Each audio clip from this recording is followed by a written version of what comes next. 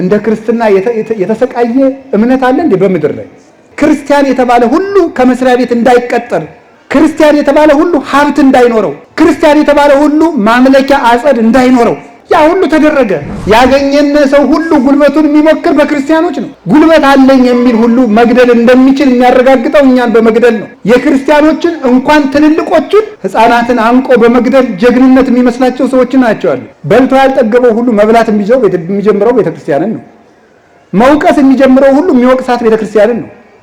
ማሰቃየት የሚጀምረው ሁሉ ቤተክርስቲያንን ነው የሚያሰቃየው። እና እንደዚህ ከሆነ እግዚአብሔር ለምንድን ነው ዝም የሚለን? ለምንድን ነው እንድንሞት የሚያደርገው? እናቴ አንቺን ግብጽ ስትሄጂ ዓለም እንደጠበበሽ ሁሉ የኔ እናት እኔን ይጥበበኝ አላት ሊቁ። እኔን ዓለም ይጥበበኝ አንቺን እንደጠበበሽ። የወለድሽው ልጅ ዓለምን የሚያጠግብ ነው፣ ግን ደግሞ እንጀራ ትለምናለች።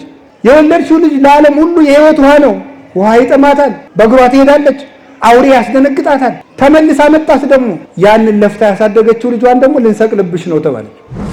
እግዚአብሔር ሁሉን ሲችል ኃይል የሱ ገናንነት የሱ ጉልበት የሱ ነው። ታዲያ እንደዚህ ያለ አምላክ ለምንድን ነው ክርስቲያኖች እንዲሰቃዩ የሚያደርግ? በጦር ብትወጉኝ፣ በሰይፍ ብትቆራርጡኝ፣ ለአንበሳ ብትጥሉኝ፣ ገደል ብትወረውሩኝ፣ ባህር ውስጥ ብታሰጥሙኝ ከእግዚአብሔር በቀር አምላክ የለም። በንጽህና የእግዚአብሔር ምስክር የሆነች ድንግልም እናትም ሁና የተዋህዶ ምስክር የሆነች ያለ አባት ወልዳ ለአብ ምስክር የሆነችው ረቂቅ በሆነ አኗኗሯ ለመንፈስ ቅዱስ ምስክር የሆነች ድንግል ማርያም ወላዲተ ሃይማኖት ናት። እምናምነውን አምላክ ነው የወለደችልን። በስደት ሰማዕትነትን የጀመረችው እሷ ናት። ወዳጄ ሆይ ከሰው ጋር ብትታገል ወይ ትጥለዋለህ ወይ ይጥልሃል። ከቤተ ክርስቲያን ጋር ብትታገል ግን ትጥልሃለች እንጂ አትጥላትም። የመጨረሻው ኃያል የነበረውን ፈርዖንን እግዚአብሔር በቅማል እንደተዋጋው አታውቁም? እግዚአብሔር ጉልበት አይቸግረውም። የኃያላንን ክንድ የሚሰባበር ኃያል የሚመክሩ ሰዎችን ምክር የሚሽር እሱ እግዚአብሔር ነው። የትም መቼም ከእውነት ጋር ቁሙ። ቢኖራችሁም ከእውነት ጋር ቁሙ፣ ብታጡም እውነተኛ ሁኑ። ዘመን እንደው ማለፉ አይቀርም። በውሸት ብንኖርም የምንሞት ግን የእውነት ነው። አንዱ ታሞ ይሞታል፣ አንዱ ተገርፎ ይሞታል። የሞት ለውጥ ነው እንጂ ሁላችንም እንሞታለን። መሞት ላይቀር ግን ከእውነት ጋር እንሞት። ብዙ የሳር ክምር በአንዲት ቀጭን ክብሪት እንደሚቃጠለው እውነት የተገለጠለት የከመርነው ነገር ሁሉ ትቢያ ሆኖ የሚጠፋ ነው። እናንተ ግረፉን፣ እናንተ አሰቃዩን፣ እናንተ ደብድቡን፣ መከራውን በጨመራችሁብን መጠን ከእግዚአብሔር አክሊል ይጨመርልናል። እርግጠኛ ሆኜንም ነግራችሁ ክርስቲያን ሞቶ አያልቅም። ቤተ ክርስቲያንን እየጨረሳት ያለ የልጆቿ ኃጢአት ነው። ሰውን በልብስ እናታልለዋለን፣ ሰውን በቃል እንሸነግለዋለን። እግዚአብሔር ግን እስከ ልብ ድረስ መርምሮ ይፈርዳል። በዓለም ላይ ተመችቶ ከመኖር ከክርስቶስ ጋር መታሰር እንኳን ይሻላል። በዓለም ላይ ካሉ የክብር ዘውዶች ይልቅ ለክርስቶስ ሲሉ የታሰሩበት ሰንሰለት ከዘውድ ይበልጣል። ተደርጎ የማያውቅን ነገር ለመጀመሪያ ጊዜ ያመነች የእምነት መሰረት ናት እመቤታችን። እንኳን ሃይማኖት ልትጋርድ ሃይማኖትን የተገለጠባት ናት። የመጀመሪያይቱ ክርስቲያን የመጀመሪያይቱ ደቀ መዝሙርት እኮ ናት። የመጀመሪያይቱ ምዕመን የመጀመሪያይቱ ሐዋርያዊት እመቤታችን ናት። የመጀመሪያይቱ ሰው ሊውጠው የማይችለውን ከባድ ነገር ከሰው አስቀድማ መጀመሪያ ያመነችው እመቤታችን ጉራ ሃሌሉያ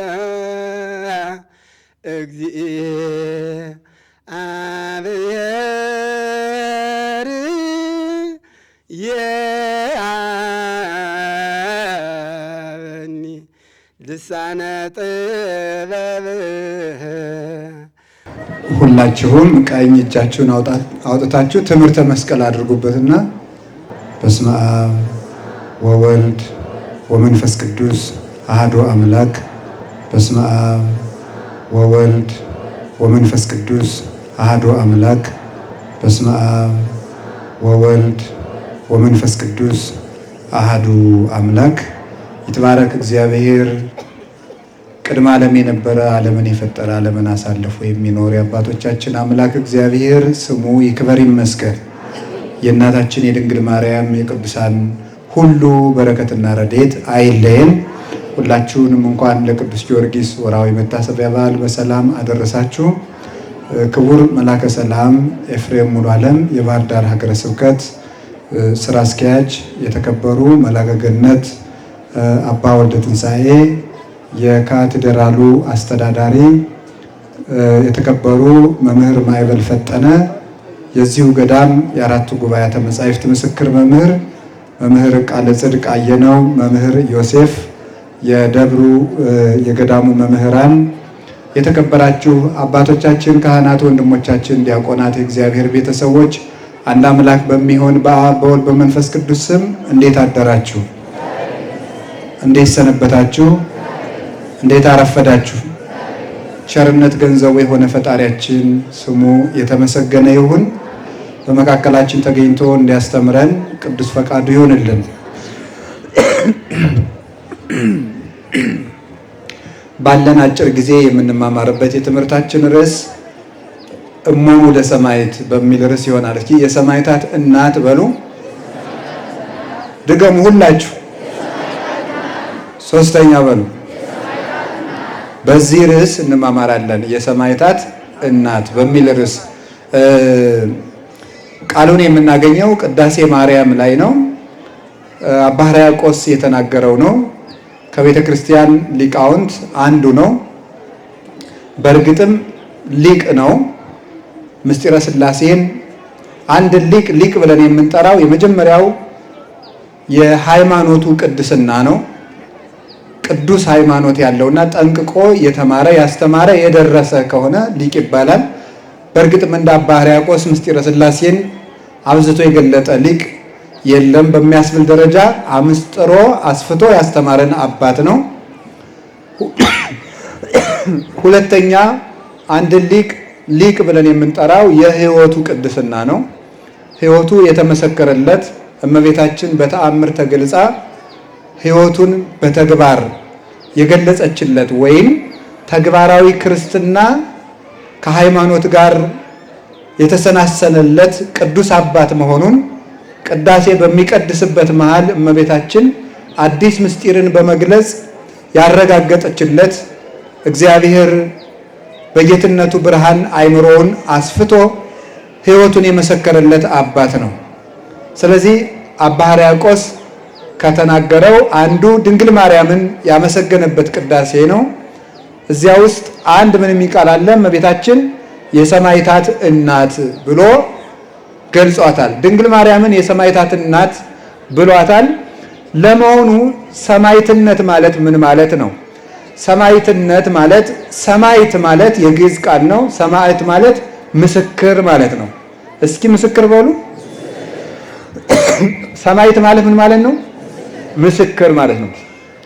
አንድ ሰው ሰማዕት ተብሎ ለመጠራት የእግዚአብሔር ምስክር መሆን አለበት። ሰማዕታት ማለት የእግዚአብሔር ምስክሮች ማለት ነው። ሰማዕታት ብሎ ለአንድም ለብዙም ይሆናል። የእግዚአብሔር ምስክሮች ማለት ናቸው። ሰማዕታት ማለት የእግዚአብሔር ምስክሮች። ሰው ስለ እግዚአብሔር በብዙ መንገድ ምስክር ይሆናል። ልብ ብላችሁ ስሙ። በብዙ መንገድ መላእክት የእግዚአብሔር ምስክሮቹ ናቸው። በንጽህና በቅድስና እግዚአብሔርን ይመስሉታል። አቤል ለምሳሌ የእግዚአብሔር ምስክር ነው። ምስክር የሚሆነው አንድ ሰው ለምሳሌ በመስጠት ምስክር የሚሆን ሰው አለ። አንድ ሰው ለጋስ ሆኖ ሲሰጥ የለጋስ ልጅ እንደሆነ የእግዚአብሔር የሰጭ ልጅ እንደሆነ ይመሰክራል። እግዚአብሔር ሰጭ እንደሆነ እሱም ደግሞ ሲሰጥ ይሄ ሰው እኮ ደግ የሆነ ፈጣሪው ደግ ቢሆን ነው። ይሄ ሰው ለጋስ የሆነ ፈጣሪው ለጋስ ቢሆን ነው። ይሄ ሰው ርኅሩህ የሆነ እኮ ፈጣሪው ርኅሩህ ቢሆን ነው ብሎ ለእግዚአብሔር ምስክር ይሆናል። የሚሰጥ ሰው፣ የሚቀማ ሰው ደግሞ እግዚአብሔርን ቀማኛ ብሎ ያሰድበዋል። ይሄ ሰው ቀማኛ የሆነ እኮ አምላኩ ቀማኛነትን ቢወድ ነው ብሎ ያሰድበዋል። ወበእንቲአክሙ ይጸርፉ አሕዛብ ላይ ለስመ እግዚአብሔር ብሎ እንደተናገረ ሮሜ ምዕራፍ 2 ላይ ቅዱስ ጳውሎስ በእናንተ ምክንያት አሕዛብ የእግዚአብሔርን ስም ይሳደባሉ ይላል። ሰው ሲቀማ አምላካቸው ቅሚያ ይወዳል እንዴ ብለው ሰዎች ፈጣሪያችን እንዲሰድቡት እናደርጋለን። ስንሰጥ ደግሞ እግዚአብሔር ለጋስ ነው እንላለን። እውነት የሚፈርዱ ሰዎች እግዚአብሔር ቅን ዳኛ መሆኑን ይመሰክሩለታል። ለምሳሌ ታውቃላችሁ፣ ዳንኤል ማለት እግዚአብሔር ዳኛ ነው ማለት ነው። አንዲት ሴት በሐሰት ተከሳ የሀገሩ ሰው በሙሉ ተሰብስቦ በድንጋይ ሊወግራት ሲሄድ 3 የሐሰት ምስክሮች ተነስተው እንዲህ ስታደርግ አግኝተናታል ብለው ህዝቡ በሙሉ በድንጋይ ሊወግራት ወደ መወገሪያው ቦታ እጅግሯን አስረው ይዘው ሲሄዱ ዳንኤል ምን አለ? አይ እኔ ከዚች ሴት ደም ንጹህ ነኝ አለ። ለምን ሲባል መጀመሪያ መጠየቅ አለብኝ። ምስክሮቹን 3ቱን አንተ ይቺ ሴት ኃጢአት ስትሰራ ያያት ምን ላይ ነው አለው። አንደኛው ከሾላ ዛፍ ስር አለ፣ አንደኛው ከሌላ ዛፍ ስር አለ። ለያይቶ ጠየቃቸውና የተለያየ ቃል በመናገራቸው እነሆ ሐሰት ተናግሯቸዋልና እግዚአብሔር ይቀስፋቸዋል አለ። እነዚያን የሐሰት ምስክሮች መልአክ መጥቶ ሰነጠቃቸው። ዳንኤል ለዚያች ሀገር ለፈረደባት አንዲት ሴት በመቆም እውነትም የእግዚአብሔርን ዳኝነት፣ ፈታሂነት፣ ፈራጅነት ገለጸ። እውነት የሚፈርዱ ሰዎች የእግዚአብሔርን ቅን ፈራጅነት ይመሰክራሉ። ንጹህ ሰዎች የእግዚአብሔርን ንጽህና ይመሰክራሉ። እነዚህ ሰዎች እኮ ንጹህ የሆኑ ፈጣሪያቸው ንጹህ ቢሆን ነው። እግዚአብሔር ንጽህና ስለሚወድ ነው። ርኅራኄ የሚያደርጉ ሰዎች ይህን ይመሰክራሉ። ቅን ሰዎች እግዚአብሔር ቅን እንደሆነ ይመሰክራሉ። ሰውን ወጥተው ወርደው ደክመው አቀበት ወጥተው ቁልቁለት ወርደው ተሰድበው ተነቅፈው የተጣሉ ሰዎችን የሚያስታርቁ ሰዎች እውነተኛውን ሊቀ ካህናት ኢየሱስ ክርስቶስን ይመስሉታል። ሩይ ማይከል እግዚአብሔር ወሰብ ሆኖ መለኮት ዘአብሁ ወተስብእት ዘዚአነ ይላል ቅዱስ ዮሐንስ አፈወርቅ። መለኮት የአባቱ ገንዘብ ነው፣ ስጋ ደግሞ የኛ ገንዘብ ነው። እንደ አባቱ ጌትነት አለው፣ እንደኛ ሰውነት አለው። ሰውነትን ከጌትነቱ ጋር አዋህዶ በሰውና በእግዚአብሔር መካከል ማለት ጌትነትንም ሰውነትም በተዋህዶ ይዞ ተገኝቶ ከአባቱ ጋር ታራቂ ሆኖ እንደኛ ደግሞ አስታራቂ ሆኖ የእኛን ስጋ ይዞ ዛይረገ ላብሁ ርሶ ጣነው መስዋዕተ ስሙረ ራሱን ለአባቱ የተወደደ መስዋዕት አድርጎ በማቅረብ ዓለምን ከራሱ ጋር ያስታረቀ እግዚአብሔር አብ እግዚአብሔር መንፈስ ቅዱስ በሱ ህልዋኑ ነው። ዓለምን ይታረቁ ነበር። ወተዋለጠ እግዚአብሔር ኩሉ ዓለመ በወልዱ እግዚአብሔር በልጁ በኢየሱስ ክርስቶስ ዓለምን ከራሱ ጋር አስታረቀ እንዳለ ቅዱስ ጳውሎስ። ሰውን የሚያስታርቁ ሰዎች ኢየሱስ ክርስቶስን ይመስላሉ። ሰውን የሚያስታርቁ ሰዎች፣ ትሁት ሰዎች ሰው በትሕትናው ክርስቶስን ይመስለዋል። የሰው ገመና የሚሸፍኑ ሰዎች ክርስቶስን ይመስላሉ። የክርስቶስ ምስክሮች ናቸው። አንድ በገዳም የሚኖር አንድ መነኩሴ በዝሙት ሐሳብ ተፈትኖ ከአንዲት ሴት ጋር ችግር ይፈጥር ነበር። በገዳሙ ያሉ መነኮሳት ደግሞ ያንን ነውር ያውቁበት ነበር። ለአባ መቃርስ ሂደው ኧረ ከገዳሙ ሴት እያመጣ ነው ብለው ነገሩት። ታው ሂዱ ዝም ብላችሁ የራሳችሁ ኑሮ ለሰደዳቸው። በሌላ ቀን አሁን አለችልህ ገብታለች ና እንሂድ ብለው ይዘውት ሄዱ። አበምኔቱን አባ መቃርስን ይዘውት ሲሄዱ ያ ሰው ያችን ሴት ቅርጫት ደፋባት። አባ መቃርስ ከዚያ መነኩሴ ቤት ገባና ከቅርጫቱ ላይ ተቀምጦ ሌሎችን መነኮሳት እናንተ ውሸታሞች የታለቻች ሴት አላቸው። እሱ በቅድስና ከቅርጫቱ ስር እንዳለች ያውቅ ነበረ። ከዚያ በኋላ እነሱ ወጥተው ከሄዱ በኋላ ልጄ እግዚአብሔር ሳይፈርድብህ አንተ በራስህ ላይ ፍረድ አለው። አባቴ ከተቀመጥክበት ቅርጫት ስር እሷ አለች ይቅር በለኝ ብሎ ንስሐ ሰጠው። ንስሐ ሰጥቶት ወጥቶ ሲሄድ እንጨቶችና ድንጋዮች እየተከተሉ መቃርስ ኮነ ከማአምላኩ መቃርስ አምላኩን መሰለ እያሉ እያጨበጨቡ ተከተሉት። እግዚአብሔር የሰው ገመና እንደሚሸፍነው የሰውን ገመና ሽፍን የሚያደርጉ የወንድማቸውን የታቸውን ነውር ሸፍነው የሚይዙ ሰዎች እነሱ ክርስቶስን ይመስላሉ። ራሳቸውን ሽጠው ድሃ ሆነው የራሳቸውን ገንዘብ ጦም አድረው ድሃውን ከረሃብ ነፃ የሚያወጡት ከልብሳቸው ቀደው ከሚበልሱት ቆርሰው አጉርሰው ሰውን ካለበት ችግር ነፃ ምዝዝ አድርገው የሚያወጡት ሰዎች እነዚህ ክርስቶስን ይመስላሉ። አንድ ሰው አንጢባሪዎስ የሚባል ባለጸጋ ነበረ። ንፉግ ነው በጣም እና አንድ ድሆች ተሰብስበው ሲያወሩ እኔ ከአንጢባሪዎስ ቤት እጄ ምሳ በልቼ ብመጣ ምን ትከፍሉኛላችሁ? አይሰጥህም። ይሰጠኛል። ተወራረዱ። ቢሄዱ ሲበላ ደረሰበት። አሁን ዳቦ እየበላ ነበር። እንዳይሰጠው ነደደው፣ ርቦታል። ዝም እንዳይለው ጨነቀውና ወርሮ ግንባሩን አለው። በዳቦው ደረቅ ኑሯል። ዳቦው ግንባሩን ገመሰውና ደማ። ደሙን አብሶ በላ ያድሃል። ሌሊት በህልሙ ሙቶ አጋንንት ነፍሱን ወደ ሲኦል ይዘው ሲሄዱ መላእክት ደግሞ እየተከተሉ ኧረ ይሄ ነፍስ ይቺ ነፍስ የኛ ናት እያሉ ይከተላሉ። እንዴ እንደው ከዚህ ሰው ደግሞ ምን አላችሁ? ምን ጽድቅ አለው ይሄ ሰው? ትናንት ድሃ አጥግቧል፣ ደብድቧል እንጂ አጥግቦበታል አሉ። ይጠየቅ ድሃው ተባለ። ድሃው መጥቶ ሲጠይቅ ትማልም ዘአጽገብከኒ አምጽኡ ከኑዜ፣ ትናንት ያበላኸኝን ጌታ እዚህ አመጡህ እንዲህ አለው። ትናንትና ደበደበህ እንጂ አበላህ አሉት። ኢታውቀኒ ደም እምጽና ረሃቤ፣ ከረሃቡ የተነሳ ምን ዱላው አልታወቀኝም አለ። በሉ የዚህ ሰው ነፍስ ገነት ትግባ ተብሎ ሲፈረድ በራእይ ያያል። ሰው ለመደብደብ ብዬ የወረወርኩት ዳቦ ሰው አጥግቦ ካጸደቀማ ወድጄ ብሰጥ እንዴት ያለ ምሕረት ላገኝ ነው ብሎ ሙሉ ገንዘቡን ለድሃ ሰጥቶ ጨርሶ አካፍሎ ባዶውን ሲቀር ሌሎች ነዳያን ያልደረሳቸው ተሰብስበው መጡ። ወዴት ትሄዳላችሁ አላቸው። ከደጉ ከአንጢላሪዎስ ቤት ልንመጸወት፣ አሁንማ ጨረስኩ፣ ቀደም ብላችሁ በመጣችሁ አላቸው። ምን እናድርግ አለ።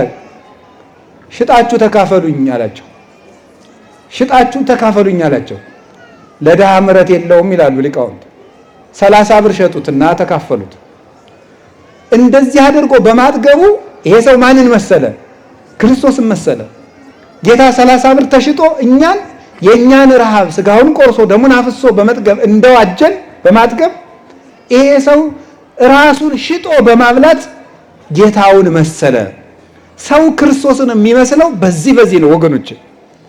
ትሁት የሆነ ሰው ከኔ ይልቅ ባልንጀራ ይገባል የሚል ራሱን ለሰው ለባልንጀራው ቤዛ አድርጎ የሚሰጥ እኔ ነኝ ያጠፋው የሚል ማን ነው? እዚህ መካከል ጥፋተኛው ሲባል እኔ ነኝ እገሌ አይደለም የሚል ይሄ ሰው ክርስቶስን ይመስላል። ስለዚህ ሰማዕትነት ማለት በስራ ለክርስቶስ መመስከር ማለት። እስኪ በስራ በሉ። ለማን መመስከር ነው?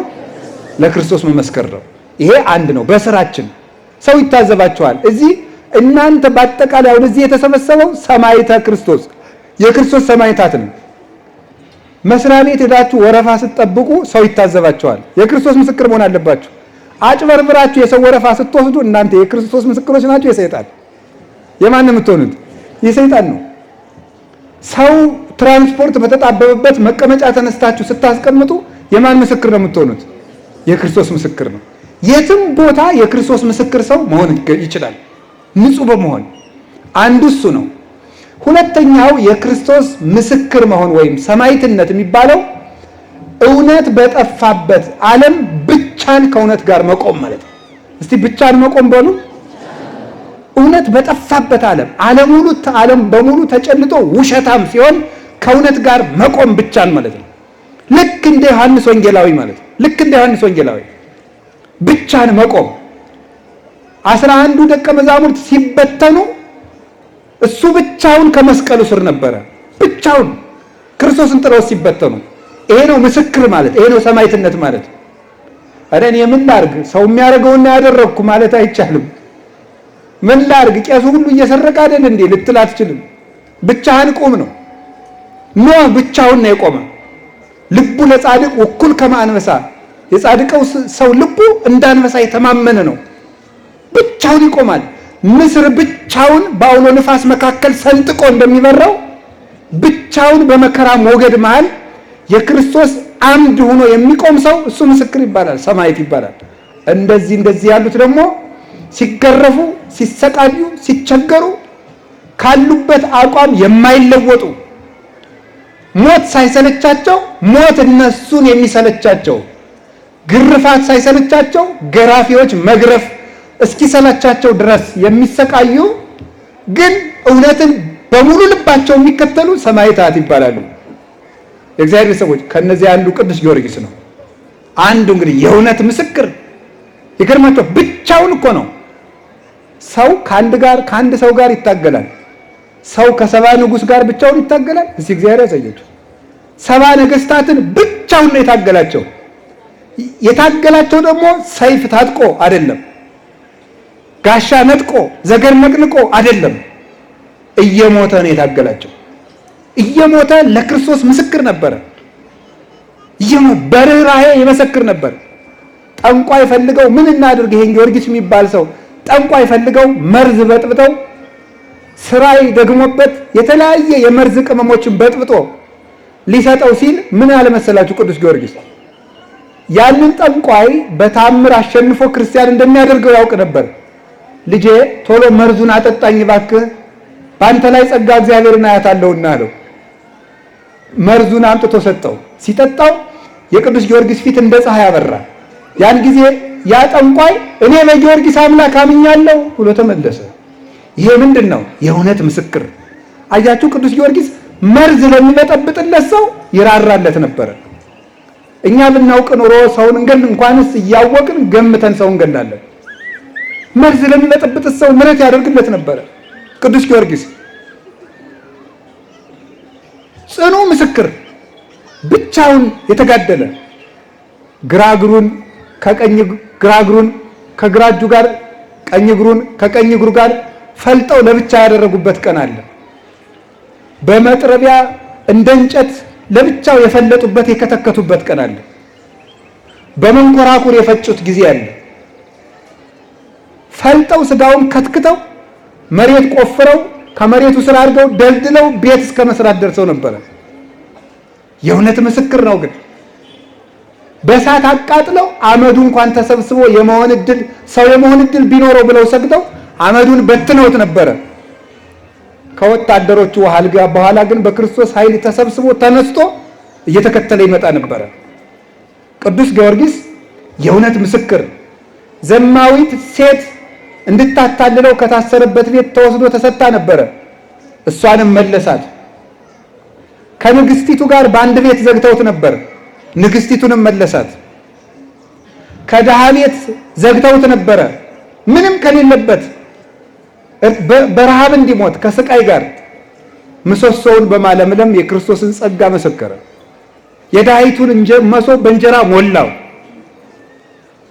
እውሩን ልጇን አይኗን አበራለት። ዲዳውን አናገረላት። ሽባውን ደግሞ ለሌላ ቀን ቀጠረው። በሌላ ቀን እኔ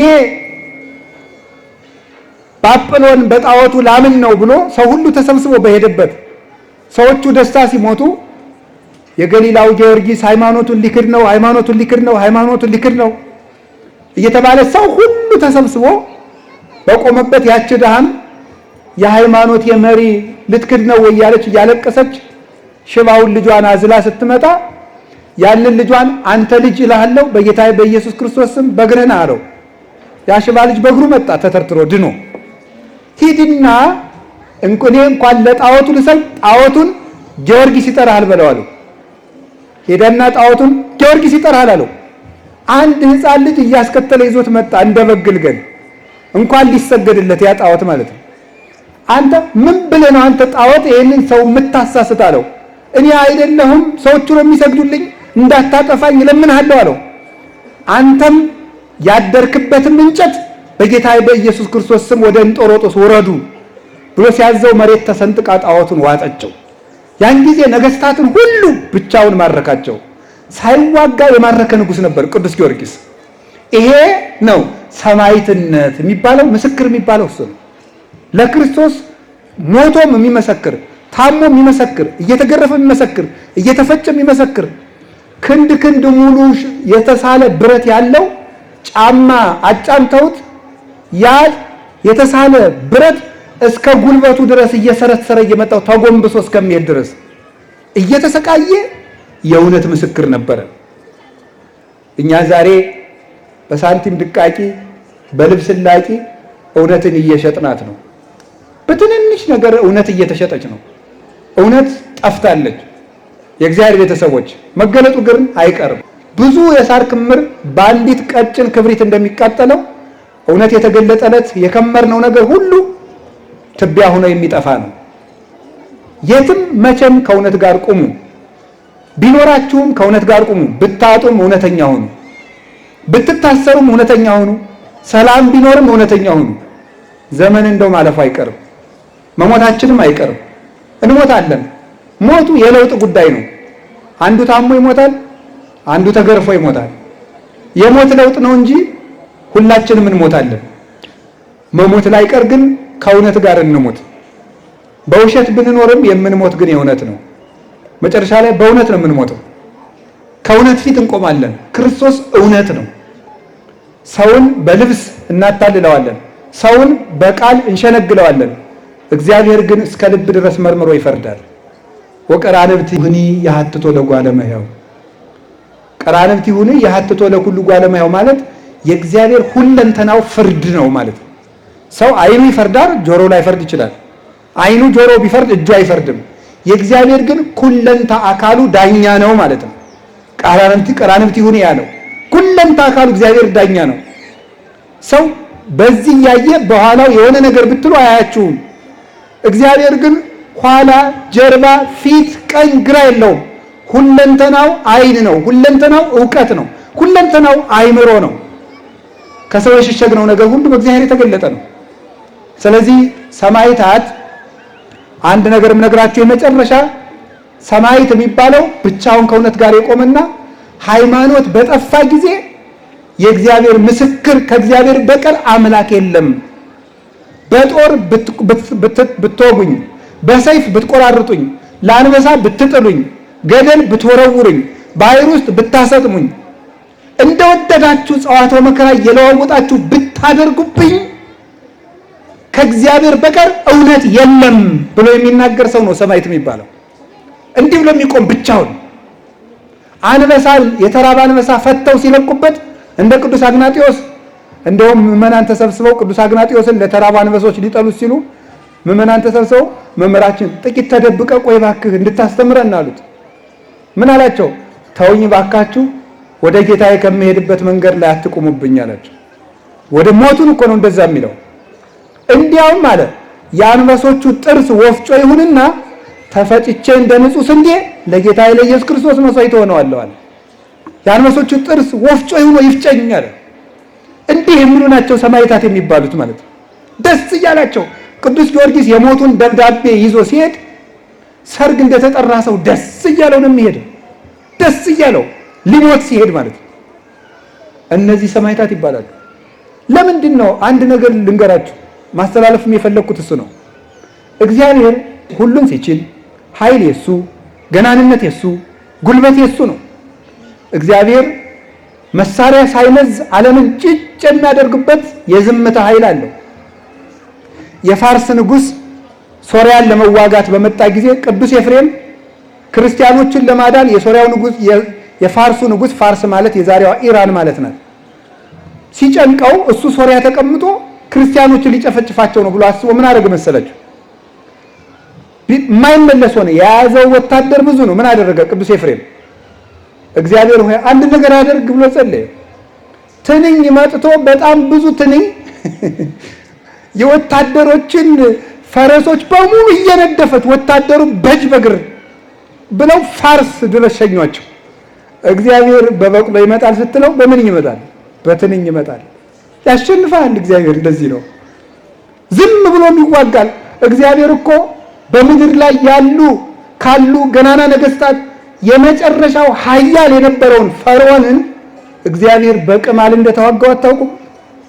በቅማል እግዚአብሔር በዝንብ እንደተዋጋው አታውቁም? አንበሳ እኮ ሰው ፈቶ አለቀቀበትም፣ ወይም ጅብ አለቀቀበትም፣ ወይም ዘንዶ ወይም የሚያስፈራሩ እባቦችን አለቀቀበትም። ዝንብ ብቻ ነው የላከበት። ጓጉንቸር ብቻ ነው የላከበት። ተሳቦ ብቻ፣ ቀንድ አውጣ ብቻ ነው የላከበት። ረፍት ግን ነሳው። እጅ እግሩን ሳይታሰር ራምኛለሁ ውጡልኝ ከግብፅ እንዲል አደረገው።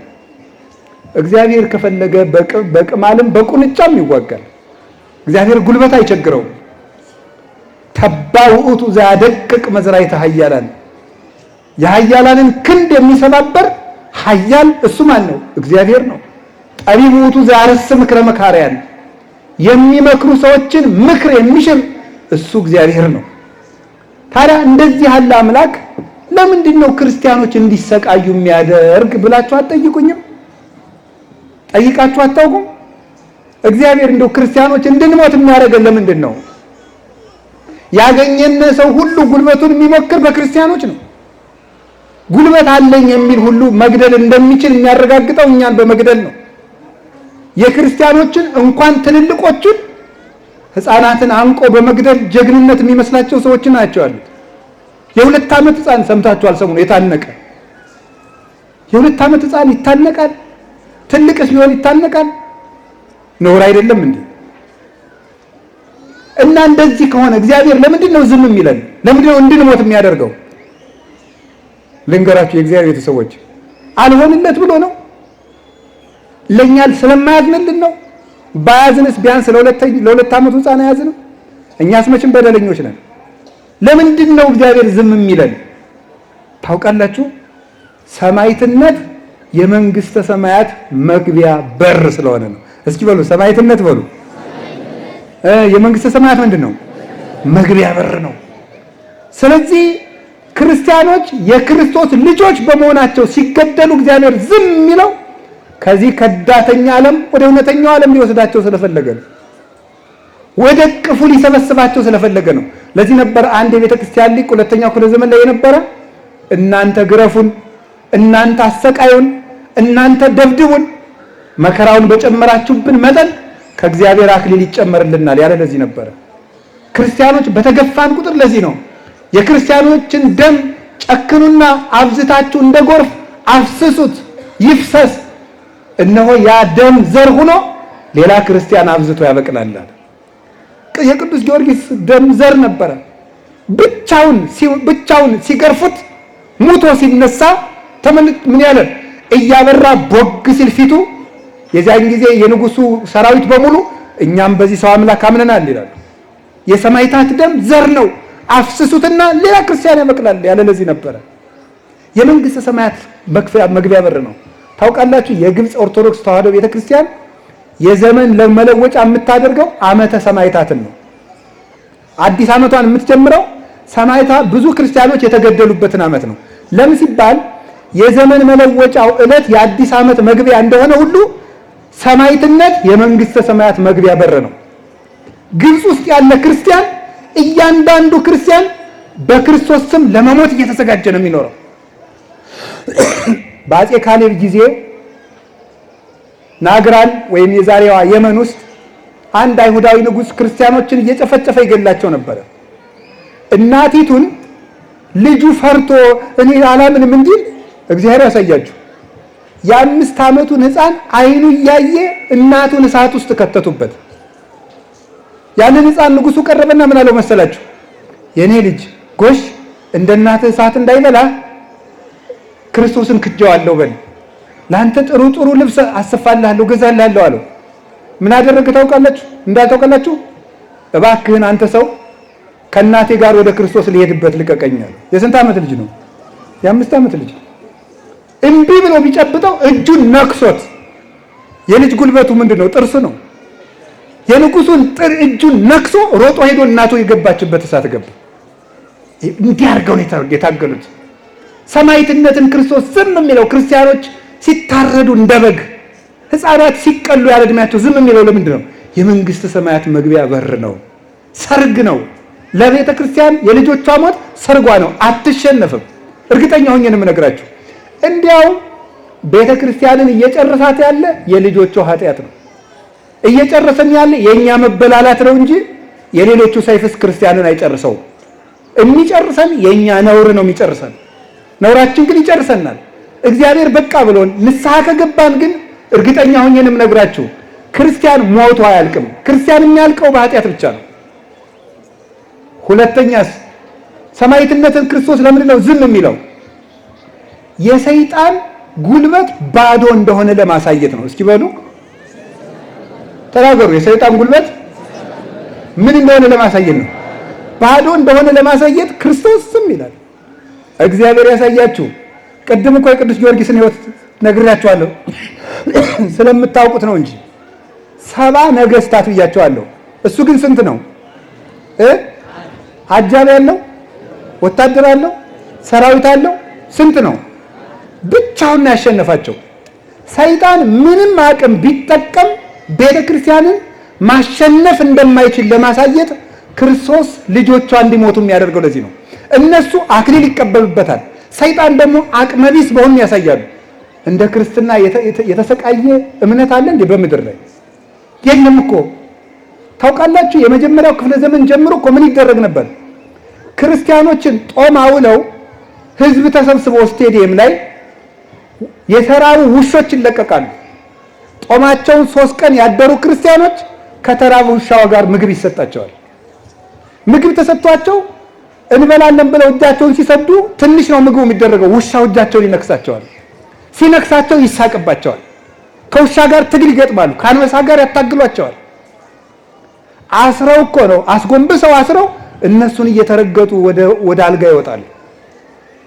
አይገፍ ክርስቲያን የሆነ ሁሉ በመስሪያ ቤት እንዳይቀጠር ይደረግ ነበር። በአውሬሊዮስ ጊዜ አውሬሊዮስ የሚባል ፈላስፋ ንጉስ ነበር። በሱ ጊዜ ክርስቲያን የተባለ ሁሉ ከመስሪያ ቤት እንዳይቀጠር፣ ሁለተኛው ክፍለ ዘመን ላይ ክርስቲያን የተባለ ሁሉ ሀብት እንዳይኖረው፣ ክርስቲያን የተባለ ሁሉ ማምለኪያ አጸድ እንዳይኖረው ይደረግ ነበረ። ያ ሁሉ ተደረገ። 40 ዓመት እንደ ሽንኩርት ቀረደዷቸው፣ ላጧቸው፣ ሰውነታቸውን ቆዳቸውን ገፈው አሸዋ ከተው አልብሳቸዋል። የገዛ አካላቸውን በአቅማዳ አሸዋ ተሸክመው በገዛ ቆዳቸው ዙረዋል። እጃቸውን ቆርጠው በተቆረጠች ጉረሱ ይሏቸው ነበር። ይሄ ሁሉ ስቃይ አልፈዋል። ግን እስካሁን አለች ቤተክርስቲያን። የኢትዮጵያ ቤተክርስቲያን እንኳን ብታዩት የወዲት 40 ዓመት ግራኝ ወደ 17 ዓመት አቃጥሏታል። በጣም ብዙ መከራ። በጣሊያን ጊዜ የተሰቃዩት የደብረ ሊባኖስ መነኮሳት፣ የምድረ ከብድ መነኮሳት፣ በዚህ በጎጃም በጎንደር በሸዋ ያለቁ መነኮሳት፣ አዲስ አበባ ውስጥ የታረዱ ሊቃውንት፣ የጣሊያን ወታደር መጥቶ ክርስቲያኖች ነበር የሚያርደው ስራዬ ብሎ። የቅኝ ግዛት የሀብት ማስፋፊያ መስሏቸዋል። ቤተክርስቲያንን ለመግደል ለማጥፋት ነበር የመጡት እንጂማ ሄደው ለግዛት ማስፋፋት የመጣ ሰራዊት ሂዶ መነኩሴ ያርዳል? ለምንድን ነው እነዚህ መነኮሳት አርዳዋቸው የሄዱት? ለምን ይመስላችኋል? ቤተክርስቲያን ግፍ እንድትቀበል ነው። የተሾመ የሚበድላት ቤተክርስቲያን። በደርግ ጊዜ የወጡትን ስቃዮች ታስታውሳላችሁ። 17 አንቀጾች በማስታወቂያ ሚኒስቴር በደርግ የዋት ማስታወቂያ ሚኒስቴር የወጣ 17 አንቀጽ ክርስቲያኖች እሁድ እንዳያስቀድሱ አይወማ አይሴማ እያሉ ጧት ስብሰባ እንዲኖራቸው በማድረግ በጣም ብዙ የሆኑ ግፎችን አልፋለች። ስራዬ ተብሎ ታቅዶበት ቤተክርስቲያኒቱን ለማጥፋት እንዲናደርግ ተብሎ ሄዳችሁ ማንበብ ትችላላችሁ። 17 ቤተክርስቲያኒቱን የማጥፋት ታቅዶ በመንግስት ተሰንዶ እስካሁን እየተሰቃየች አለች። ሁሉም ጉልበቱን ይፈትናል። በልቶ ያልጠገበው ሁሉ መብላት የሚጀምረው ቤተክርስቲያንን ነው። መውቀስ የሚጀምረው ሁሉ የሚወቅሳት ቤተክርስቲያንን ነው። ማሰቃየት የሚጀምረው ሁሉ ቤተክርስቲያንን የሚያሰቃየው። እስካሁን ግን አለች። ለምንድን ነው መሰላችሁ? እንዲህ ይላል ብፁዕ አንተ ስምዖን ወልደ ዮና አንተ ኮኩ ወዲ በዛቲ ኮኩ አንጻ ለቤተክርስቲያኔ ወይክልዋ አናቅጸ ሲሆን አማስኖታ ዋንቀልቅሎታ። ስምዖን ሆይ አንተ ብፁዕ ነህ፣ አንተ አለት ነህ። በዚያ አለት ላይ ቤተክርስቲያንን መሰረታት አለው፣ የሲኦል ደጆችም ሊያነዋውጧት አይችሉም። ማቴዎስ 16:19 አንተ አለት ነህ፣ በዚያ አለት ላይ ቤተክርስቲያንን መሰረታት አለው። አለት ያለው ማንን ይመስላችኋል? ክርስቶስን ነው። አንተ ውእቱ ክርስቶስ ወልደ እግዚአብሔር ሕያው አንተ አለት ነህ ካልና በዚያ አለት ላይ ያለው ደግሞ አንተ በቆምክበት በእኔ ማለት ነው። ቤተክርስቲያን የቆመችበት አለት ክርስቶስ ነው። ይህንን አንቀጽ ቅዱስ ዮሐንስ አፈወርቅ ሲተረጉም ወዳጄ ሆይ ከሰው ጋር ብትታገል ወይ ትጥለዋለህ ወይ ይጥልሃል። ከቤተ ክርስቲያን ጋር ብትታገል ግን ትጥልሃለች እንጂ አትጥላትም። ዲያብሎስ እስከ ዛሬ ድረስ ሲተኩስባት ኖረ። ተኮሰ፣ ጥይቱን አራገፈ፣ ዝናሩን ጨረሰ፣ ባዶውን ቀረ። ቤተ ክርስቲያን ግን እስከ ዛሬ ድረስ አለች ይላል። የእግዚአብሔር መንግስት ስለሆነች ቤተ ክርስቲያን አትጠፋም። ጅል ክርስቲያን ሊያልቅ ይችላል እንጂ። ስለዚህ ዲያብሎስ ሁሉንም ጉልበቱን ቢጠቀም ሀብትንም ንብረትንም ዝሙትንም ቢጠቀም አሁን የመጣው ቴክኖሎጂ ከኒውክሌር ጦርነት ይብሳል ለኦርቶዶክስ ቤተክርስቲያን። አሁን የመጣው ቴክኖሎጂ በራሱ ይሄ ቴክኖሎጂ ማለት ምን ማለት ነው? ሚዲያው ራሱ ቲክታኩ፣ ዩቲዩቡ፣ ፌስቡኩ ምኑ በኦርቶዶክስ ላይ ከፍተኛ የሆነ ፈንጅ ከመተኮስ ይብሳል። ይሄ የክርስቲያኖችን ህይወት በማሽመድመድ ማለት ነው። ዲያብሎስ አንድ እየተዋጋን ያለ በዚህ ነው። በፍልስፍና ይዋጋናል፣ በሳይንሱ ይዋጋናል፣ በቴክኖሎጂ ይዋጋል። ቤተክርስቲያንን ለማጥፋት አጋጣሚውን ይጠቀማል። ዞሮ ዞሮ ግን ሁሉንም ነገር ቢጠቀም ከቤተክርስቲያን በታች ነው ሁሉም ነገር ለማለት ሰማዕታት መከራ የሚቀበሉ ስለዚህ ነበር። ቅዱስ ጊዮርጊስን አሰቃይቶ ሲያላግጥ የነበረው ንጉሥ መጨረሻ ላይ ምን ሆኖ እንደሞተ አይታችኋል አይደለም? ቅዱስ ጊዮርጊስ ካረፈ በኋላ ምንድን ያደረገ? ክርስቲያኖችን በሙሉ ገሎ የቅዱስ ጊዮርጊስን ቤተክርስቲያን አቃጥላለሁ ብሎ ሲሄድ ምንድን ነው የሆነው? ደወሉ መሐላናቱን አለው አይደለም? መሐላናቱን አለው። ቅዱስ ሚካኤልና ቅዱስ ገብርኤል ከቅዱስ ጊዮርጊስ ቤተክርስቲያን የሚበራውን ቀንዲል አምጥተው አይኑን ደፉበት። እውሩ ሲደናበስ ደወሉ መሐላናቱን አለው። መጨረሻ ላይ ሞተ። ቤተክርስቲያንን ታግለህ አትጥላትም ያለው ለዚህ ነበር። ጻድቅ ሞይቶ ይኮንን ረሲአነ፣ ጻድቅ ሰው ሙቶ እንኳን ይገዛል። በዚህ ነበረ። ስለዚህ ሰማዕትነት ለዚህ ነው የተፈቀደው። የመጨረሻ ሰማዕትነትን ለምንድን ነው ክርስቶስ የሚፈቅደው? ክርስቶስን ስለሚያስመስለን። እስኪ በሉ ሁላችሁ በሉ። ምን አላችሁ? አዎ። ስለዚህ ምንድን ነው የሚለው ቅዱስ ጳውሎስ እንዲህ ይላል፣ እኔ ቢቻለኝ ክርስቶስን በሞቱ እንኳን ልመስለው እፈልጋለሁ። አንድ ጊዜ ሁላችሁ በሉ፣ እኔ በሉ። ቢቻለኝ ጌታዬን በሞቱ ልመስለው በሉ። እስኪ በሉ አንዴ ድገሙት። እኔ በሉ ቢቻለኝ በሉ ጌታዬን በሞቱ ልመስለው ምን እላለሁ? እፈልጋለሁ ነው። እሱን መስለን ከሞትን እሱን መስለን ምን እንላለን? እንነሳለና እምከመ አረይነ ሕማመ ምስሌሁ ከማሁ ንኤሪ ክብረ ምስሌሁ። እሱን በመከራ ከመሰልነው በክብር እንመስለዋለን አለ። ወረሰይክዎ ለኩሉ ከመ እዳው። ቅዱስ ጳውሎስ ምንም ነገር ብታቀርብልኝ ለእኔ እንደ ምናምንቴ ቆጥረዋለሁ አለ።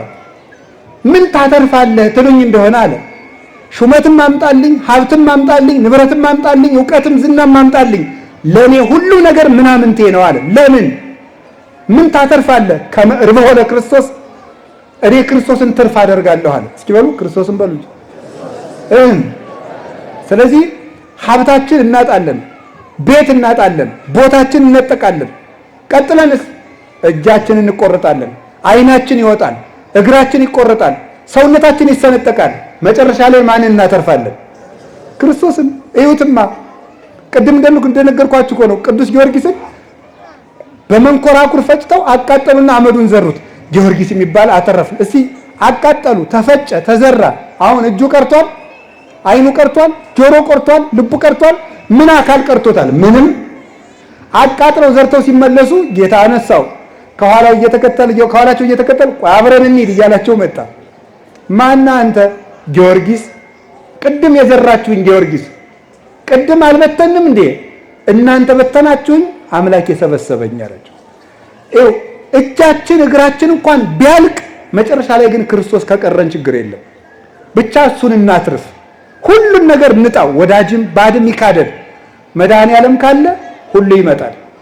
አያችሁ፣ ቅዱስ ጊዮርጊስ ብቻውን ነበር የለፋ። ክርስቶስን ስላተረፈ ግን ይሄ ሁሉ ማንን ብሎ ተሰበሰበ? እስቲ ይሁት ጊዮርጊስን በሉ እንጂ ብቻውን ለፋ። አሁን ግን ስንት ሰው ተሰብስቧል? በመላ ጊዮርጊስ ቤተክርስቲያን ባለበት ሁሉ እልፍ። አያችሁ፣ ሰማዕትነት ብቻን ሙቶ እልፍ ዘመድ የሚያበጁበት ነው ማለት ነው። ሰራዊተ መላእክት ይዘምሩለታል። ሥላሴ ዓለምን እንደያዙ በክብር ይቀበሉታል። ይሄንን ለማትረፍ ነው። ከክርስቶስ ጋር መሞት እንዴት መልካም ነው! በዓለም ላይ ተመችቶ ከመኖር ከክርስቶስ ጋር መታሰር እንኳን ይሻላል። እንዲህ ይላል ቅዱስ ጳውሎስ። አሁን እናንተ በሞቴ እንደው የሆነ ጊዜ ታስራችሁ ብትፈቱ፣ ደብዳቤ ብትጽፉ ለውድ ወንድሜ ለአቶ ገሌ ከእስረኛው ከገሌ ብላችሁ ትጽፋላችሁ። ከተፈታችሁ በኋላ ከእስረኛው ከገሌ የተጻፈ ደብዳቤ ትላላችሁ። እንደውም ታስረ ነበር ቢላችሁ የሆነ ሰው አዎ ነው የምትሉት አይደለም? አትፈልጉትም። ያን የወሬ ቢወራ ማለት ነው። እንደዚያ ነው የሚባለው። እስረኛው እኔ ይባላል አይባልም። ቅዱስ ጳውሎስ ግን ሲጽፍ እንዳለ ታውቃላችሁ? ጳውሎስ ሙቁሁ ለእግዚእነ ኢየሱስ ክርስቶስ፣ የክርስቶስ እስረኛ ጳውሎስ ይላል። ደብዳቤ ሲጽፍ መልእክት ሲጽፍ እስረኛው ጳውሎስ ይላል። እና ቅዱስ ዮሐንስ አፈወርቅ ይሄ ሰው እንዴት ነው በሰንሰለቱ የሚመካ ይላል። ምክንያቱም አለ በዓለም ላይ ካሉ የክብር ዘውዶች ይልቅ ለክርስቶስ ሲሉ የታሰሩበት ሰንሰለት ከዘውድ ይበልጣል ይላል። ለክርስቶስ ሲሉ የታሰሩበት ሰንሰለት ዛሬ ታውቃላችሁ። የቅዱስ ጊዮርጊስ መቃብር ልዳ ጊዮርጊስ አለ። ሊዩድ ልዳ፣ በእኛ ልዳ እንለዋለን በተለምዶ ሊዩድ ወይም ሉድ ትባላለች። እሷ ከእስራኤል ወደ ሶሪያ ድንበር ናት። እኔም እግዚአብሔር ፈቅዶልኝ 3 ጊዜ ያህል መቃብሩን አይቻለሁ ሄጄና፣ ዛሬ እሱ የታሰረበትን ሰንሰለት ክርስቲያኖች እየሄዱ በአንገታቸው ያስሩታል። ጊዮርጊስ ወይ አንተ ለክርስቶስ ሲል የታሰርክበት ሰንሰለት ነው፣ እኔ ደግሞ የኃጢአት ሰንሰለት ተበጥሶ እንዳንተ በክርስቶስ የፍቅር ሰንሰለት ለመታሰር አብቃኝ እያሉ ክርስቲያኖች ሁሉ በአንገታቸው ያስራሉ። አያችሁ፣ ያ ሰንሰለት ዛሬ የእነዚያ ሰዎች ዘውዳቸው የለ፣ ታዲያስ ዙፋናቸው የለ፣ የወርቅ ካባቸው የለ፣ የወርቅ ዘንጋቸው የለ፣ ምናቸው የለ። የጊዮርጊስ ግን ሰንሰለቱ እንኳን ሰው እየሰገደለት አለ። ለምን? ያ ሰንሰለት ለክርስቶስ ብሎ የታሰረበት ሰንሰለት ስለሆነ በዓለም ላይ ከመሾም ይልቅ ለክርስቶስ እጅና እግር ጥፍግን ተደርጎ የታሰረበት ሰንሰለት እንኳን በክብር ይቀመጣል። ዛሬ ያ ሰንሰለት ይገርማችኋል፣ እውር ያበላል። ያ ሰንሰለት ሆድ ቁርጠት ይፈውሳል፣ መካኖችን ያስወልዳል፣ ታምራት ያደርጋል። ያ ሰንሰለት ለምን? ዝም ብሎ ገመድ አይደለማ፣ የክርስቶስን ስም የተሸከመ ሰንሰለት ነው። ክርስቶስን ስም ተሸክሞ የታሰሩበት ሰንሰለት ክብር ነው። ለእግዚአብሔር ብላችሁ የተዋረዳችሁት ውርደት የዘላለም ክብር ያመጣላችኋል። ይሄን ስለሆነ ነው ጌታችን ኢየሱስ ክርስቶስ ከሞቱ ሊያሳትፈን፣ ሞቱን ሊያቀምሰን፣ እኔን መስላችሁ ሙታችሁ እንደኔ ክብር ይኖራችሁ ለማለት ሲፈልግ ጥቂት አሳንሶ ብዙ ሊያከብረን ስለፈለገ እስመ እግዚአብሔር ሎቱ ስብሐት በእንተ ብዝኃ ጸጋው ያበዋ ለነፍስቶ ኩሉ ጻዕረ ምንዳቤ። በልብ መታሰቡ በቃል መነገሩ ስሙ ከፍ ከፍ ይበልና እግዚአብሔር ብዙ ጸጋ ለመስጠት ብሎ የጻድቃንን ሰውነት ወደ ብዙ ጸዋታው መከራ ያስገባታል። ያለማር ይስሐቅ ለዚህ ነበረ። ስለዚህ እግዚአብሔር ለምንድን ነው የምታሰቃየኝ? ሁላችሁም ጌታዬ ዝክር እዘክራለሁ፣ አስቀድሳለሁ፣ የሰው ክፉ አይደለሁም፣ ለምንድን ነው ሕይወት የውጣ ውረድ የተመላ የሆነው ብትሉ እንዲህ ነው የሚመልስላችሁ። ልጄ ከመከራዬ ላሳትፍ ብዬ ነው። ልጄ ከመከራዬ እንድትሳተፊ ነው። መስቀሌን እንድትሳተፉ እኮ ነው። ዓርብ አብራችሁኝ ዋሉና እሁድ እኮ እንደኔ ብርሃን ለብሳችሁ እንድትነሱ ብዬ ነው ብሎ ነው የሚመልስልን። ለዚያ ነው እንጂ እግዚአብሔር ልጆቹን አይጠላም። ክርስቲያኖች ስንታረድ ደስ ብሎት እንዳይመስላችሁ።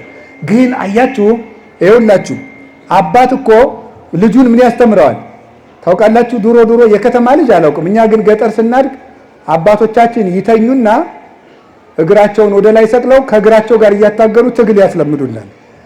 ሰው እንድንደባደብ ብለው አይደለም፣ አውሬ ቢገጥመን ታግለን እንድንጥል ብለው ነው። አውሬ ቢገጥመን በገጠር እኮ ነብር ታግሎ የሚጥል ሰው አለ። እንደው ዛሬ ከተማ ከተማውን ተውት። እንደው አይ እንኳን ነብር ድመትም ብትመጣ አይ እናንተን ተውት ዝም ብላችሁ እንደው። ምክንያቱም እናንተ እኮ ጠላት ሳይመጣባችሁ ሱሪያችሁን ቀድማችሁ አውልቃችኋል። እናንተ ምን የለም እናንተ ዝቅ አድርገህ ስትታጠቅ ነው ነገሩ የቀረ። ስለዚህ እንደዚያ ነው። ልንገራችሁ ሊቃውንት ያሉትን ነው። ለምንድን ነው ክርስቶስ ክርስቲያኖችን እንዳቅማቸው ጥቂት መከራ እንዲገጥማቸው የሚያደርግ ሲባል ዲያብሎስን የማሸነፍ ተጋድሎ እያለማመዳቸው ነው። ትግል ሰይጣንን ሲንቀው እኮ ነው። ሰይጣን ሆይ ልብ በል እንኳን እኔ የኔ ልጆች እንኳን ያስጨንቀዋል ለማለት እኮ ነው። ጊዮርጊስ ሲጠራበት ይጨነቃል ሰይጣን። የኔን ልጆች እንኳን አንዱን አትችለውም፣ እንኳን መላእክትን ጨምሬበት እንኳን ሌሎችን ጨምሬ አንዱን ሰው ብቻውን ሰይጣን አትችለውም። ሰይጣን እንደሆነ አንድ ሰው ጊዮርጊስን እንኳን አልቻለም ብቻውን፣ ስንት ሰው ሰብስቦ። ይሄንን ለማስለመድ ነው ጌታ ብዙ መከራ እንዲደርስብን ያደረገን። በዚህ ሁሉ መከራ የረዳቻቸው ማናት? እመቤታችን። ስለዚህ እናት አለን። እስኪ የሰማዕታት እናት በሉ። እዚህ ላይ 2 ነጥብ ብቻ ልጨምርና ትምህርቴን ልጨርስ። እስኪ ድገሙ፣ የሰማዕታት እናት በሉ። ድገሙ፣ የሰማዕታት እናት።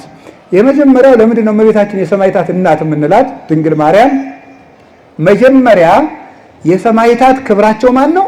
ኢየሱስ አክሊሎሙ ለሰማዕት የሚባል ጌታ የሰማዕታት ክብራቸው ማን ነው? ክርስቶስ ነው። ስለዚህ የሰማዕታት እናት የምትባለው ለምንድን ነው? የሰማዕታት ክብር የሆነ ጌታን የወለደችላቸው ማን ስለሆነች ነው? እመቤታችን ናት። እሷ ባትወልደው ኑሮ በማን ስም ያሸንፋሉ? ክርስቶስ እኮ ያለ ቃል አይደለም። እይደለወኒ ስምዮ ለቃለ እግዚአብሔር ክርስቶስ ዘእንበለ ትስብእት ወኢለ ትስብእት ዘእንበለ ቃል። ቃል ብቻውን ክርስቶስ አይባልም፣ ስጋ ብቻውን ክርስቶስ አይባልም። ክርስቶስ የሚል ስም የመጣ እኮ ቃል ከድንግል ማርያም ስጋን ስለተዋሃደ ነው። ይሄን ስም ተሸክመው ነበረ ሰይፉን ያሸነፉት። ይሄን ስም ተሸክመው ነው እሳት ገብተው የወጡት፣ አንበሳ ጉሮሮ ገብተው የወጡት። ይሄ ስም ደግሞ የመጣ ከድንግል ማርያም ስጋን ለብሶ ነው። ስለዚህ ድንግል ማርያም ወላዲት ሃይማኖት ናት። እምናምነውን አምላክ ነው የወለደችልን። ከዚህ የተነሳ ሰማዕታት ተጋድለው የሚያሸንፉበት ኃይል ተስፋ ትንሣኤያቸውን የወለደችላቸው እመቤታችን ነው። ሰያሚዎሙ ለካህናት ተስፋ መነኮሳት አክሊሎሙ ለሰማዕት። የሰማዕታት አክሊል የመነኮሳት ተስፋ የካህናት ሰያሚያቸው አክባሪያቸው ሿሚያቸው ክርስቶስ ከሷ ስለተወለደ ነው። ሰያሚዎሙ ለካህናት ቄሱ ቢቀድስ ሊቃነ ጳጳሳት ደራርበው ቢባርኩ ክርስቶስ ከድንግል ማርያም ስለተወለደ ነው። ካህናት ካባ ለንቃ ለብሰው የሚባርኩት የሚያምርባቸው ዲያቆናቱ እንደ ሱራፊ መልአክ ለብሰው የሚፋጠኑት ክርስቶስ ስለተወለደላቸው ነው። መነኮሳት በገዳም ለክብር የሚበቁት ክርስቶስ ስለተወለደላቸው ነው። እነ ጊዮርጊስ እነ መርቆሪዎስ እነ ቅዱስ ጊዮርጊስ እነ ቅዱስ መርቆሪዎስ እነ ቅዱስ መርምናም እነ ቅዱስ ፊቅጦር እነ ቅዱስ ፋሲለደስ ከዲያብሎስ ጋር ግብ ግብ ገጥመው በሚያልፍ ስጋ በሚፈርስ ስጋ የማይጠፋውን ሰይጣን ያሸነፉት ክርስቶስ ከድንግል ማርያም ስለተወለደ ነው። ከዚህ የተነሳ እሞሙ ለሰማዕት። ሁለተኛስ ሰማዕትነትን ጀምራ የሰጠችን ናት። የሰማዕትነት ጀማሪ የሐዲስ ኪዳን የመጀመሪያይቱ ሰማዕት ማን ናት? ድንግል ማርያም። በንጽህናዋ የእግዚአብሔር ምስክር የሆነች ድንግልም እናትም ሁና የተዋህዶ ምስክር የሆነች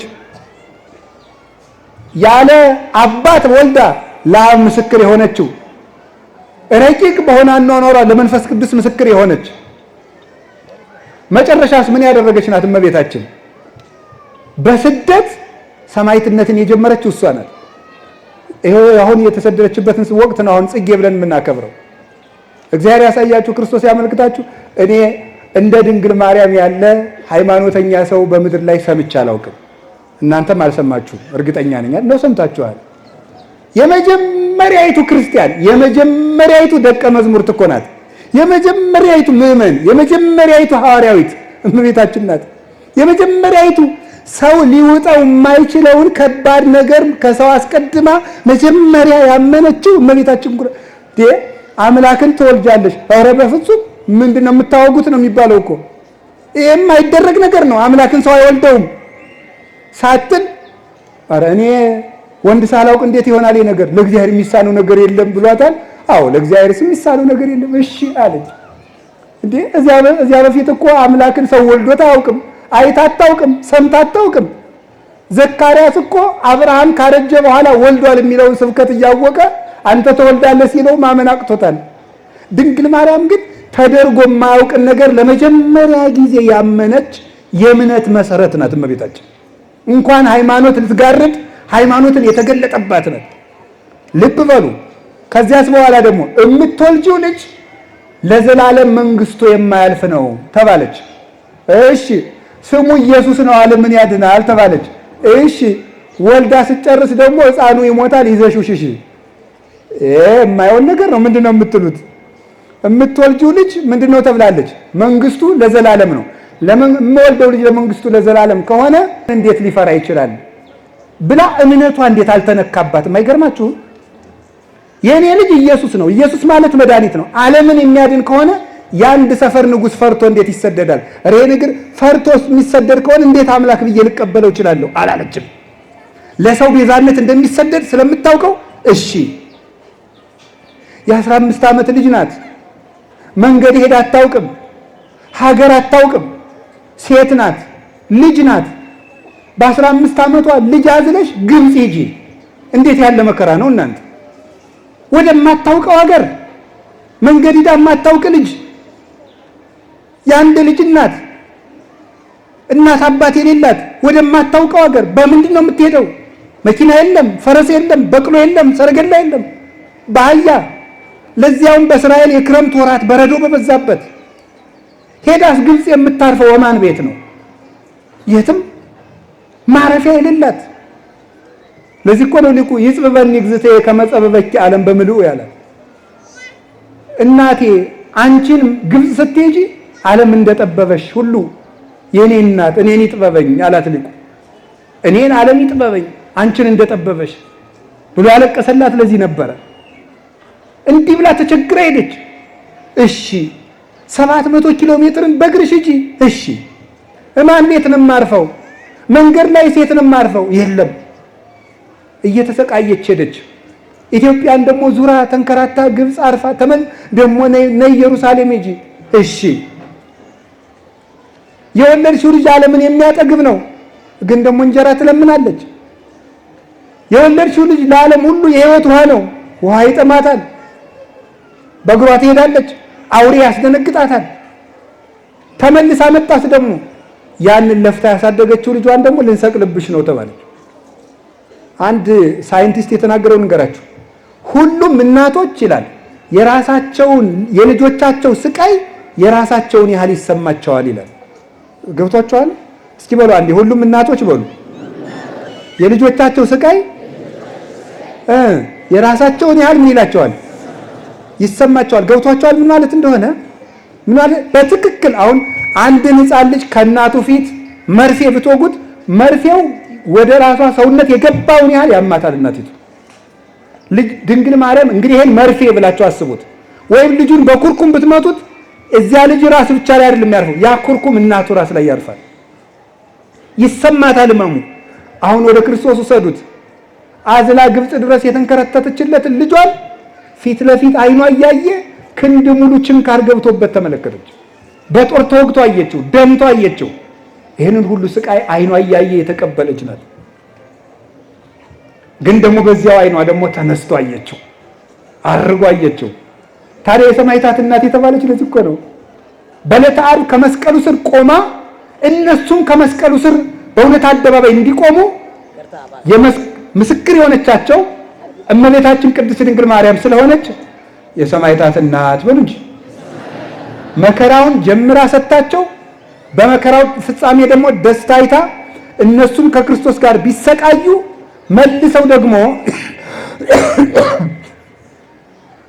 በተሰቃዩበት ስቃይ ተስፋ እንደሚያገኙ ምስክር ሆና የቆመችላቸው ድንግል ማርያም ስለሆነች የሰማዕታት እናት ትባላለች። የመጨረሻቸው ግን ሲሰቃዩ፣ ሲራቡ፣ ሲቸገሩ፣ ሲገረፉ፣ ሲደበደቡ በጸሎቷ ታስታግስላቸዋለች። ጊዮርጊስ አዲስ የሚባል ሰማዕት ነበረ። ሌላ በቅዱስ ጊዮርጊስ ስም በኋላ የተጋደለ ደብድበው ወህኒ ቤት ውስጥ ጥለውት ሁለት አይኑን አውጥተውታል። እመቤታችን በመስኮት በኩል በርግብ አምሳል መጣችና እርግብ አድርጋ አብርታለት ሄደች። እውነትም ድንግል ማርያም አንደኛ ለሰማዕታት እምነትን ያስተማረች፣ በመከራ መሃል ማመንን፣ የማይታጠፍ ተስፋን፣ ሁለተኛ ደግሞ ምን ያደረገች?